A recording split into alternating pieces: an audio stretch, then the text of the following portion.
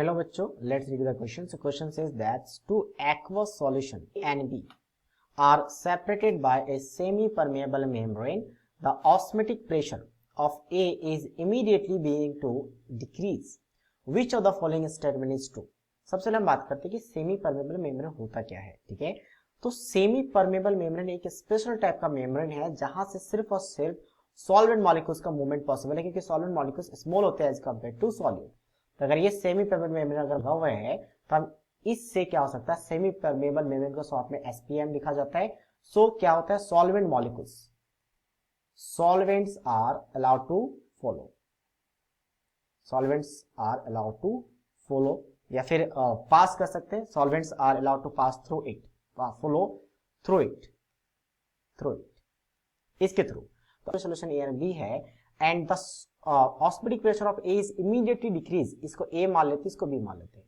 तो osmotic pressure ए का decrease कर रहा है, और ऑस्मोटिक प्रेशर कैसे लिखा जाता है, तो that is equals to ICRT. Temperature constant रहेगा, आर भी कांस्टेंट रहेगा, यहाँ पे वांट ऑफ फैक्टर भी ए का जो भी है वो सेम रहेगा, तो बचा क्या, कंसंट्रेशन. तो वांट ऑफ अगर पाई की बात करें तो पाई आपका डिक्रीज कर रहा है ए के लिए, मतलब ऑस्मोटिक प्रेशर डिक्रीज कर रहा है. तो ऑस्मोटिक प्रेशर ए का डिक्रीज कर रहा है, मतलब कंसंट्रेशन डिक्रीज कर रहा होगा, कंसंट्रेशन डिक्रीज कर रहा होगा ए का. और अगर इसकी बात करें तो ये क्या करता है, हमेशा लोअर कंसंट्रेशन से लोअर कंसंट्रेशन टू किधर जाता है, आपका हाई कंसंट्रेशन की तरफ. लो कंसंट्रेशन से हाई कंसंट्रेशन की तरफ क्या होता है, मूवमेंट चलता है. तो इसका मतलब बी की तरफ से ए की तरफ जा रहा होगा सॉल्वेंट. तभी तो यहाँ पे अब क्या होता है, सॉल्वेंट ही जा रहा है ना, तो सॉल्वेंट क्या होता है आपके पास, मोलरिटी है. कि अगर हम सी की बात करें क्या होता है, number of moles upon volume of solution. तो जब इधर पे जाएगा वाटर ऐड होगा तो वॉल्यूम बढ़ेगा, तो कंसंट्रेशन डिक्रीज होगा, मतलब बी की तरफ से, बी से ए की तरफ में सॉल्वेंट मूव कर रहा होगा. इसका लो कंसंट्रेशन रहा होगा, इसका हाई रहा होगा, तभी आपका ये मूवमेंट चल रहा होगा. तो अब हम ऑप्शन पढ़ते हैं, क्या है, the solvent molecules are moving from solution of higher osmotic pressure to that of lower osmotic pressure. नहीं, लो कंसंट्रेशन तो लो ऑस्मोटिक प्रेशर, तो लो से हाई की तरफ जा रहा है, तो पहला ऑप्शन गलत है. ठीक है.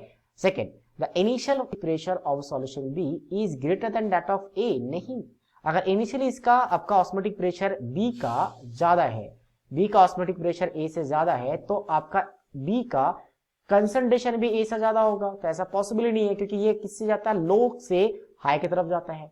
तो बी का इनिशियली लो रहा होगा, तो ये ऑप्शन में कैसा आपका इनकरेक्ट है. सी क्या है, solvent molecules are moving from B into A. Yes, solvent molecules B से ए की तरफ जा रहे हैं, that means option C is right.